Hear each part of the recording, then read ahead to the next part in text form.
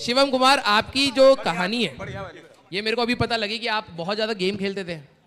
हाँ sir, 11th 12th में मैं गेम खेलता था, पबजी खेलता था। तो उसकी वजह से सर थोड़ा रैंक में भी मतलब जेई एडवांस क्लियर तो हो गया था, पर उतनी अच्छी रैंक नहीं आ पाई थी। और पापा मम्मी डांटते नहीं थे गेम्स के लिए? सर ऐसे तो कितना डांटते गंदा थे एडिक्शन था? सर इतना गंदा भी नहीं था, मतलब कभी कभी जब वो होता था डिमोटिवेशन, मोस्टली मैं जब ही खेलता था। कितने घंटे? हाँ, गेम से मोटिवेशन आ जाता था? यस सर किसी को एक दो को मार के भाई साहब फ्रस्ट्रेशन निकाल दी तारी है।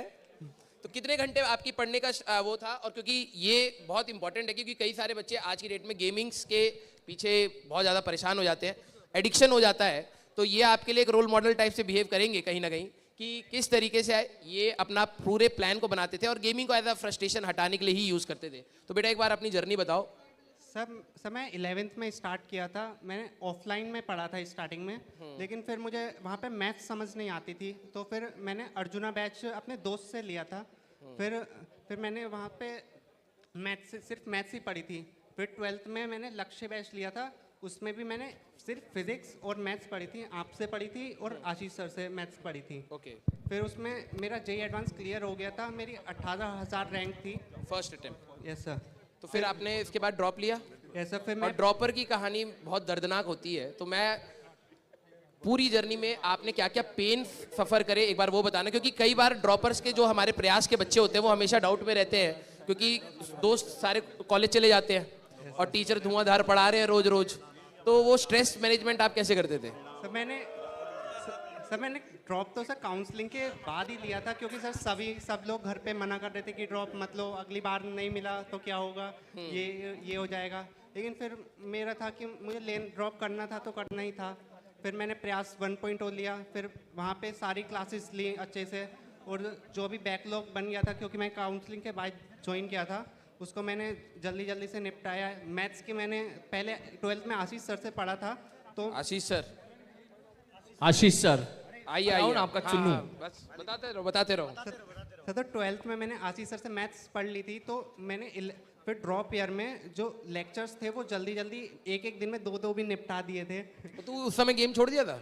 नहीं सर मैंने लगा पड़ा है भाई साहब, गेम नहीं छोड़ रहा। हाँ ठीक है, बता भाई, आगे नहीं बता। सर, वो गेम तो फिर मैंने प्रयास के टाइम पे बंद ही कर दिया था। जब भी थोड़ा डिमोटिवेशन होता था जब ही खेलता था, ऐसे सच नहीं खेलता था। अब लेकिन वैसे क्या होता है, जब आप एक बार कॉलेज में पहुंच जाते हो, तो मैं अब आपको बताता हूँ, हम लोग अपने बच्चे जितने भी है ना, पेरेंट्स भी आज हमें सुन रहे होंगे, कई बार आपको लगता होगा कि यार ये जो टीचर्स है ना, बच्चों को बिल्कुल झोंक दे रहे हैं तैयारी में। ये तैयारी एक्चुअली में बहुत ज्यादा एनर्जी लेती है। ऐसा लगता है बच्चों को बहुत ज्यादा पढ़ा रहे हैं, इतना ज्यादा खून निकाल दे रहे हैं, हमारा पढ़ा के खून चूस ले रहे हैं। लेकिन वर्थ सर इट होता है वो। हाँ ये लगता है, लेकिन पता क्या है, अब जब ये बच्चा कॉलेज में जाएगा ना, बिलीव मी, वहां पर सर गेमिंग के ना सारी चीजें आपको अवेलेबल रहेंगी, आपको पूरा ग्रुप रहेगा बिल्कुल। जो दिन रात गेम खेल रहा है। गेमिंग पागलों की तरह। और जिनको एज अ पैशन है कि भाई गेमिंग में ही आगे बढ़ना है, तो आप सभी लोगों के लिए ये एक बहुत बड़ा एक मोटिवेशन होता है कि यार अच्छे कॉलेज में जाकर के आप आराम से इंजॉय करिए इस चीज को। तो ये कॉन्ग्रेचुलेशन बेटा, ठीक है, thank you so much for coming, ठीक है। और एक थोड़े से तेज से हो जाए भाई। एनीमे कौन कौन देखता है भाई यहाँ पर? तो देखते हो यार, यहाँ पे सुनने में आता है कुछ अजीब अजीब सा होता है एनीमे में। तो और किस किस को एनीमे की वजह से, क्योंकि अभी मेरे को रिसेंटली पता लगा कि एनीमे की वजह से एडिक्शन भी हो जाता है तुम लोगों को? तो तुम्हारे जैसे ही है हमारे पास हर्षिल जैन और क्रिश, यूपी से एनीमे देख रहे हैं भाई साहब। आओ जरा, आओ भाई, मुझे लगा तुम मिर्जापुर देखोगे, तुम एनीमे देख रहे हो, कहाँ चले गए? लेक्चर देखने रहे हो, एनीमे देख रहे हो। सर मेरा नाम क्रिश जैन है, और सर क्लास 12th में 11th में तो मैंने अच्छे से पढ़ाई करना चालू किया था, मतलब बिल्कुल डेडिकेटेड था। फिर उसके बाद 12th में मैं थोड़ा बीमार पड़ गया, और उसके बाद मेरे दोस्तों ने बोला कि हाँ तुम एनीमे देख सकते हो, अच्छा होता है। ये देखो, दोस्त देखो, बीमार पड़ा ये नहीं करा इलाज करा, एनीमे देख ले। तो सर मैंने स्टार्ट तो किया था, मेरे को लगा कि हाँ सही है। अब कब बीमारी से ये मतलब कि ऑलमोस्ट हर समय देखता रह गया, पता ही नहीं चला।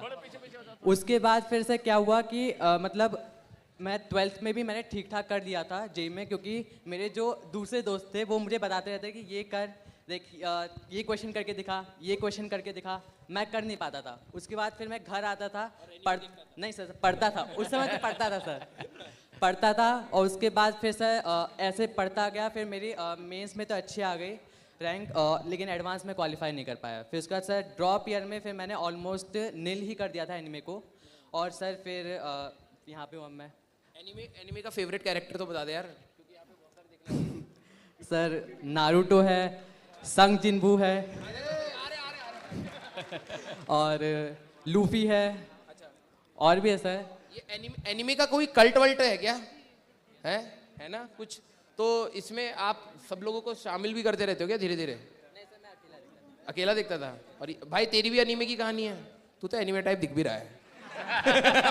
सर हेलो सर, मेरा नाम हर्षित जैन है, मैं ड्रॉपर नहीं हूँ, मैं क्लास 12 के साथ ही हूँ। भाई एनिमे देखते थे तो क्लास 12 में निकाल दिया तूने, बहुत यस सही। सर मैं ललितपुर डिस्ट्रिक्ट से हूँ, वहाँ पे कोई अच्छी ऑफलाइन कोचिंग नहीं है। और सर जब मैं क्लास 10 मेरी कंप्लीट हुई थी तो मेरे उसमें अच्छे परसेंट आए थे, 99.5 नहीं 95.2 आए थे, 95.2 हाँ आए थे। और सब मैंने देखा तो मेरे आसपास के सारे टॉपर्स और सारे बच्चे जितने 95% 90% से ज़्यादा हैं, सबके सब बाहर चले गए ललितपुर से। कोटा, इंदौर, हमारे यहाँ के बच्चे कोटा और इंदौर 2 जगह जाते हैं मोस्टली। लेकिन सर मैं ही रुका था अपने शहर पे, और मैंने मतलब फिजिक्स वाला के अलग सर के वीडियो देखे थे यूट्यूब चैनल पे, तो मैंने सोचा कि हाँ एक बार फिजिक्स वाला को ट्राई करता हूँ, मैं अलग चलता हूँ सबसे। कुछ और है क्या ऊपर? और मैंने क्लास 11 में तैयारी करना स्टार्ट करी। क्लास 11 में सबकी तरह मैंने सारी रंग बिरंगी किताबें खरीद ली। सारी खरीद ली थी। लेकिन अच्छा तो ओवरऑल जर्नी में अगर मैं तेरे से एक सवाल पूछूं, बस एक सवाल का जवाब बता, क्योंकि मुझे औरों से भी इंटरेक्ट करना है, कि जब तू डिमोटिवेटेड होता था, क्योंकि सबसे ज्यादा बच्चों को यही प्रॉब्लम होती है, डिमोटिवेशन होने के बाद वो छोड़ ही देते हैं, तो तू वापस कैसे आता था? तेरे लिए मोटिवेशन का फैक्टर क्या था? सर पहले बात तो सर सलीम सर को देखता था मैं कि ये सर पूरे रात नहीं देख रहे, दिन नहीं देख रहे, तो मैं कैसे डिमोटिवेट हो सकता हूँ जब ये इतनी मेहनत कर रहे हैं। यही मैं आप लोगों को बता रहा हूँ कि शायद आप लोग कैमरे के दूसरे साइड पे सिर्फ एक देखते हैं कि यार 2 घंटे का लेक्चर आ गया, लेकिन बिलीव मी, अगर मैं आप सभी लोगों में से किसी भी बच्चे को उठा करके बोलूँगी 2 घंटा लगातार बोलना है, बिलीव मी आपके ना छाती में से दर्द होना स्टार्ट हो जाता है। और जब हम लोग 3-3, 4-4, 5-5 घंटे की क्लास लेते हैं तो पूरी ये जो नली है हमारी वो जलने लग जाती है। तो सीरियसली थैंक्स अ लॉट हमारे सारे टीचर्स के लिए जो दिन रात कहीं ना कहीं अपने बच्चों के लिए मेहनत करते हैं और कोशिश करते हैं कि वो जितना भी बेस्ट कर पाए अपना बेस्ट देते हैं।